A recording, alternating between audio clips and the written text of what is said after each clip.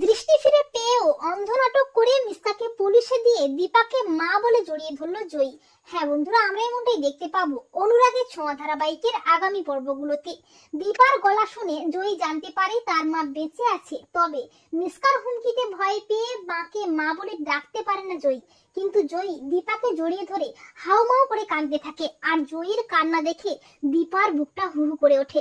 আর সূর্যের বারবার মনে পড়তে থাকে রূপার কথা।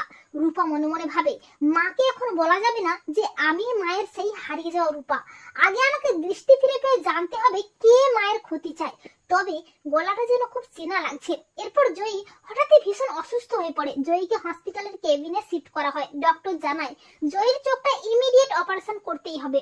দীপা বলে, ডক্টর যত টাকা লাগে লাগুক, ওর চোখ অপারেশন করার ব্যবস্থা করুন, ও যেন খুব তাড়াতাড়ি দৃষ্টি ফিরে পায়। দীপা মনে মনে ভাবে, জয়ী কেন তোকে জড়িয়ে ধরে আমার রূপার কথা মনে হয়, তবে কি তুই আমার রূপা?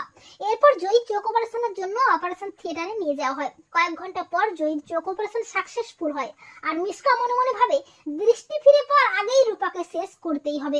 এরপর কয়েকদিন পর রূপার চোখ খোলার সময় আসে। দীপা, সূর্য, অলি, সাক্ষ্যদীপ সবাই যায়। সাক্ষ্যদীপ বলে, জয়ী বেটা চোখটা আস্তে আস্তে খোল, সব দেখতে পাবি। রূপার চোখ খোলে, সব দেখতেও পায়, তার মাকেও দেখতে পায়। কিন্তু মিসকাকে হাতে নাতে ধরার জন্য চালাকি করে অন্ধ নাটক করে বলে, পাপা পাপা আমি কিছু দেখতে পাচ্ছি না।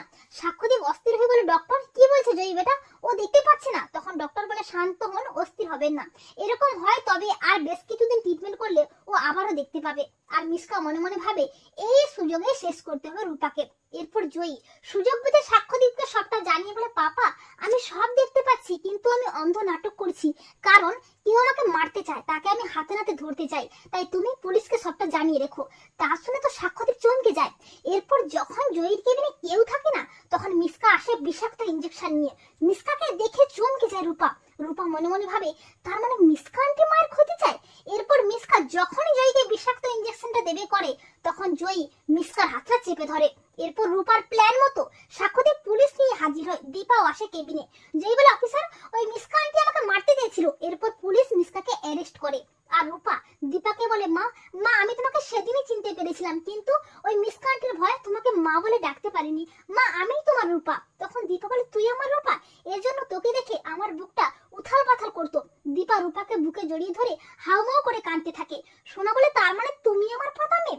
সাক্ষ্যদীপ বলে, জয়ী বেটা মিসেস সেনগুপ্ত কি তোর মা? জয়ী বলে, হ্যাঁ পাপা। জয়ী বলে, মা ওই মিসকা আন্টিকে হাতে নাতে ধরতে আমি অন্ধ নাটক করছিলাম। তো বন্ধুরা তোমরা এটাই চাও তো যে দৃষ্টি ফিরে পেয়েও অন্ধ নাটক করে মিসকাকে পুলিশে দিয়ে দীপাকে যেন মা বলে জড়িয়ে